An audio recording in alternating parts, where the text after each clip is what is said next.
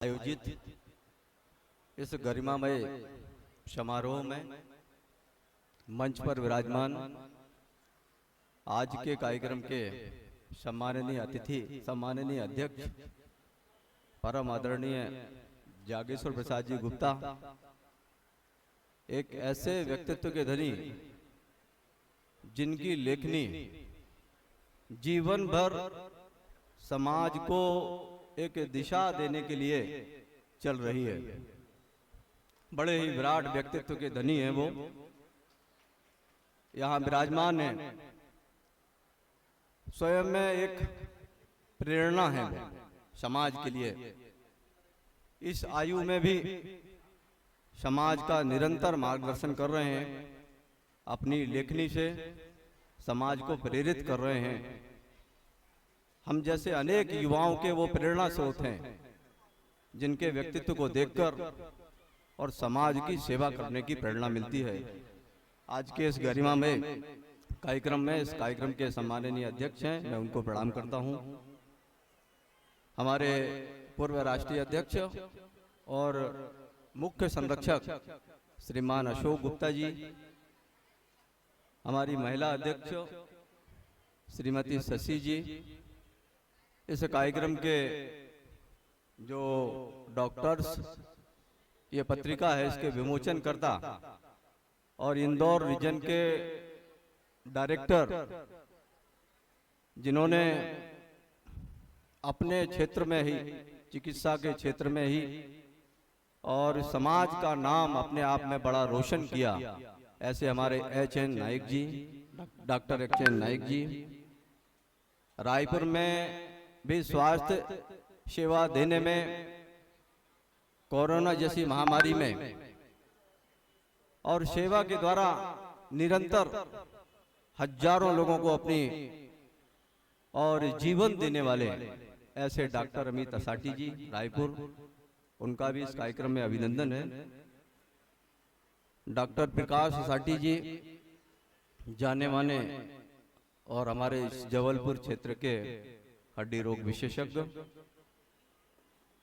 आज का ये कार्यक्रम बहुत अनूठा है, बहुत अनुपम है, अनुकरणीय है और मैं कहूं तो ये अतुलनीय है, क्योंकि हम समाज की एक ऐसी विधा को यहाँ सम्मानित कर रहे हैं जिनके अंदर केवल सेवा का भाव है और जिन्होंने जहां जहां वो निवासरत हैं, जहां जहां वो पदस्थ हैं, वहां वहां उस स्थान पर समाज के लिए अपनी सेवा के माध्यम से समाज का नाम रोशन कर रहे हैं। ऐसे सभी डॉक्टर्स का मैं और अखिल भारतीय असाटी महासभा की ओर से वंदन करता हूं, अभिनंदन करता हूं। साथ में उनसे निवेदन करता हूं कि आज के इस बदलती हुई जीवन शैली में, बदलते हुए परिवेश में नित्य नूतन नई बीमारियां आ रही हैं और ग्रामीण और नगरीय क्षेत्र में रहने वाला हमारा समाज बंधु आज उसको ये जानकारी का अभाव रहता है कि मुझे जो बीमारी है मैं उसकी चिकित्सा के लिए कहां जाऊं। और इस पत्रिका के लिए हमारे पूर्व महामंत्री जी ने द्वारा जो विशेष प्रयास करके इस पत्रिका का कुल मिला के निर्माण किया गया है, यह समाज के लिए कुल मिला के मील का पत्थर साबित होने वाली है। इसलिए इस पत्रिका के माध्यम से हमारे समाज के बंधु जिन डॉक्टर्स महोदय से संपर्क करेंगे, मुझे लगता है कि उनके द्वारा उनको ठीक उचित स्थान पर कहां उनका उपचार होना चाहिए, इस विषय में उनको सलाह मिलेगी। उचित डॉक्टर के पास जाएंगे, क्योंकि अनेक प्रकार की शासन के द्वारा भी सुविधाएं और कुल मिला के रोगियों को मिलती हैं। उस दिशा में भी डॉक्टर्स का मार्गदर्शन ऐसे सब समाज बंधुओं को प्राप्त होगा जो नगरीय और ग्रामीण क्षेत्र में रहते हैं, हमारे मध्यम वर्गीय परिवार से आते हैं, तो निश्चित रूप से आर्थिक रूप से उनकी बहुत बड़ी बचत इस डायरेक्टरी के माध्यम से होने वाली है। अखिल भारतीय महासभा दर्पण परिवार के द्वारा जो इस पत्रिका का निर्माण किया गया, आज विमोचन किया गया। उसके लिए अखिल भारतीय महासभा की ओर से बहुत बहुत साधुवाद, बहुत बहुत धन्यवाद, बहुत बहुत उनका अभिनंदन है, बहुत बहुत उनका वंदन है। बंधुओं, समाज में अभी अभी निर्वाचन संपन्न हुआ है और सौभाग्य से ये ऐतिहासिक अवसर है कि निर्विरोध निर्वाचन आप सबके सद प्रयासों से संपन्न हुआ है। और निश्चित रूप से आपकी ये मंशा रही होगी कि समाज में कुछ परिवर्तन दिखना चाहिए, समाज में कुछ इस दिशा में समाज को चलना चाहिए कि आने वाली ये जो सदी है उसमें समाज की एक नई दिशा तय हो। निश्चित रूप से हमारी पूर्व की महासभाओं ने और समाज को आज जिस स्थान पर हम खड़े हैं, जैसा कि आपने अभी कहा था कि आज समाज जो है किसी पहचान का मोहताज नहीं है। हम संख्या में भले ही कम हो, किंतु जहां जहां हम हैं, चाहे वो हम व्यापारिक क्षेत्र में हो, चाहे हम इंजीनियरिंग के क्षेत्र में हो, चाहे हम डॉक्टरी के क्षेत्र में हो, चाहे हम शिक्षा के क्षेत्र में शिक्षक हो, ऐसी अनेक विधाओं में, चाहे वो मेट्रो सिटी में रहने वाले हमारे, जॉब करने वाले हमारे, और कहना चाहिए मल्टी टैलेंटेड हमारे छात्र छात्रा हो,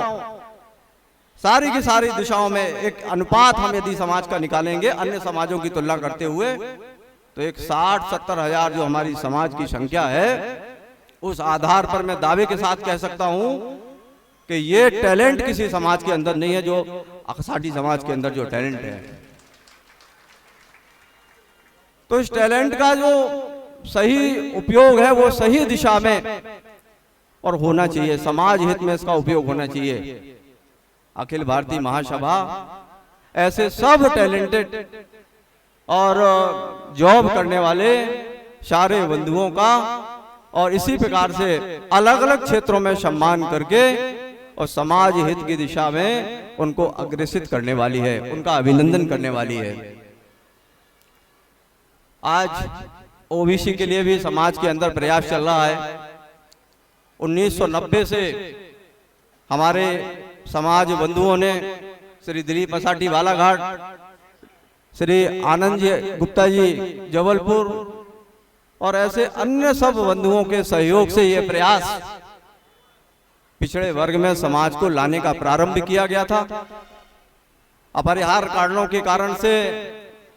और ये प्रयास कहीं फाइलों के रूप में भोपाल में अटका हुआ है। एक बार पुनः जो खुरई में आसाटी समाज खुरई के द्वारा भी इस दिशा में प्रयास प्रारंभ किया गया। उसके पूर्व भी हमारे शैलेन जी और विनय जी, आपने भी एक ज्ञापन के माध्यम से मुख्यमंत्री महोदय को भी इस दिशा में प्रयास किया। खुरई समाज ने भी वहां भूपेंद्र जी से बात करके और उनका अभिनंदन करके उनसे भी इस दिशा में सहमति और सम्मति प्रदान की है। तो इस प्रकार से ये जो पिछड़े वर्ग में लाने का समाज का जो प्रयास चल रहा है, इस दिशा में भी महासभा और एक बड़ी कार्य योजना के साथ में उन प्रयासों को शामिल करके और उस दिशा में आगे बढ़ने वाली है। बंधुओं, लेकिन मैंने उसमें जो समीक्षा की है वो 2 प्रकार की समीक्षा है। एक समीक्षा ये है कि हमारी समाज जो है पिछड़े वर्ग में शामिल होना चाहिए, किंतु आरक्षण की बदलती हुई नीति को लेकर भी हमने 2-3-4 बंधुओं से व्यक्तिगत वार्ता करके उसकी समीक्षा करने के लिए कहा है कि क्या वास्तव में ये समाज ओबीसी में शामिल होगी तब लाभ होगा कि नहीं होगी तब लाभ होगा, क्योंकि ये दोनों प्रकार की समीक्षा की आवश्यकता है। उस समय जब हमने ये प्रयास प्रारंभ किया था, हमारी समाज ने प्रयास प्रारंभ किया था, उस समय आरक्षण की नीति कुछ अलग थी, किंतु वर्तमान परिस्थिति में, वर्तमान परिवेश में सरकार ने कुछ नीतियां बदली हैं और नीतियों के कारण से कहीं हम ओबीसी में आने के बाद में और हमारी समाज को हानि ना हो जाए, इसकी भी मैं इंटरनल समीक्षा करवा रहा हूं। तो ये भी प्रयास चल रहा है। आगे भी महासभा और विनय जी के नेतृत्व में दिलीप जी को भी सम्मिलित करके, आनंद जी को भी सम्मिलित करके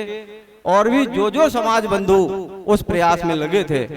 सबके प्रयासों के साथ में हम इस दिशा में आगे बढ़ते रहेंगे,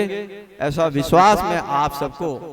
अखिल भारतीय असाटी महासभा की ओर से दिलाता हूं। तीसरा जो मुख्य आज आवश्यकता समाज को है, उसमें भी महासभा एक बड़ी कार्य योजना पर विचार कर रही है,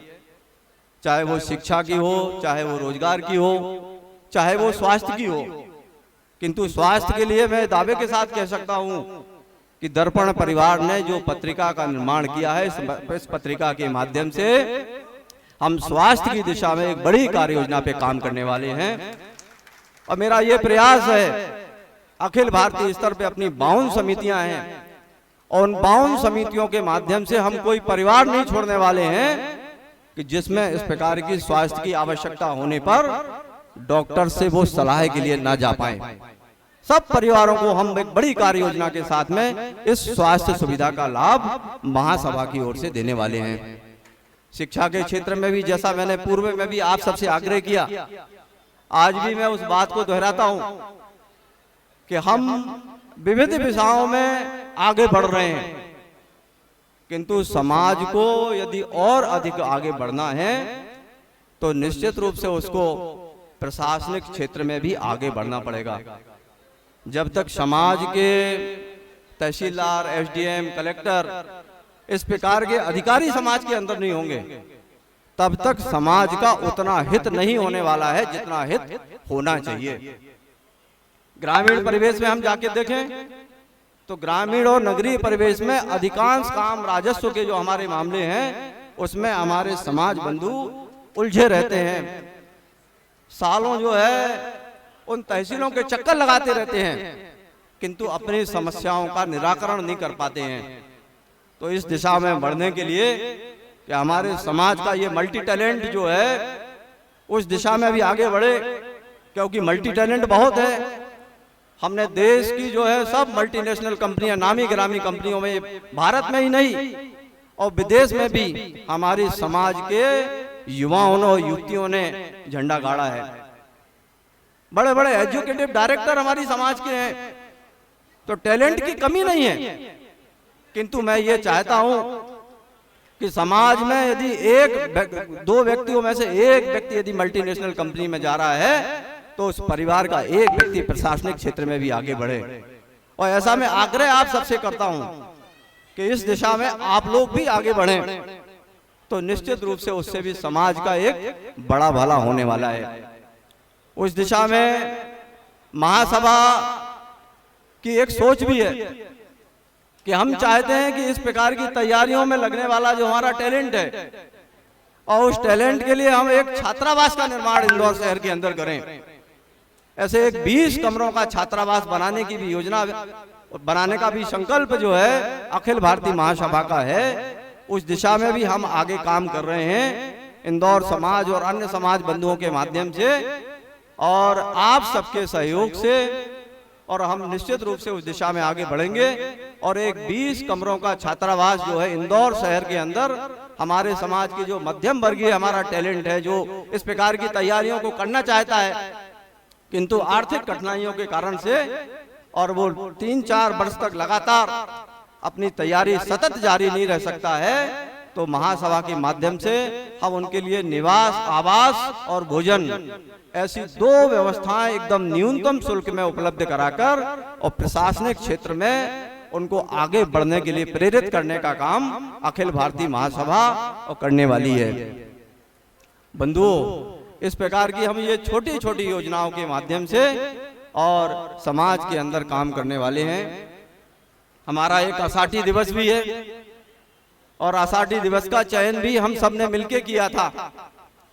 किंतु आषाढ़ी दिवस की जो तिथि है, उस आषाढ़ी दिवस की तिथि के कारण से हमारी जो मातृशक्ति है उसका सहभाग जो है आषाढ़ी दिवस पर उतना नहीं हो पाता जितना उस प्रकार का सहभाग आषाढ़ी दिवस पर होना चाहिए।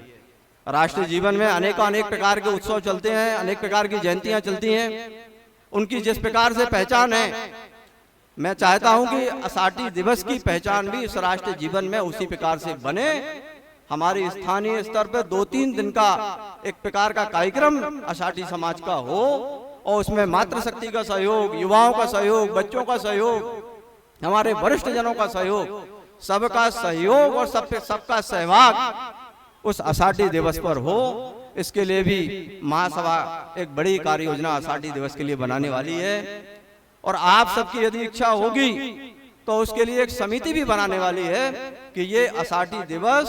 शरद पूर्णिमा के पावन अवसर पर होना चाहिए कि अन्य तिथि पे होना चाहिए। यदि आप सबकी ये सहमति होगी तो इस दिशा में भी अखिल भारतीय आषाढ़ी महासभा आगे बढ़ेगी। आप सबको मैं एक बार पुनः इस कार्यक्रम में उपस्थित सभी स्थान से पधारे हमारे हटा, बड़ा मलहरा, भगवा, इंदौर, जबलपुर, दमोह, बालाघाट, गोंदिया, तिरोड़ा, छत्तीसगढ़, सभी बंधुओं का मैं अखिल भारतीय आषाढ़ी महासभा की ओर से बहुत बहुत अभिनंदन करता हूं, उनका वंदन करता हूं और एक बार पुनः आषाढ़ी समाज दर्पण परिवार को इस गौरवमयी आयोजन के लिए बधाई देता हूं। जय आषाढ़ी समाज, जय आषाढ़ी समाज।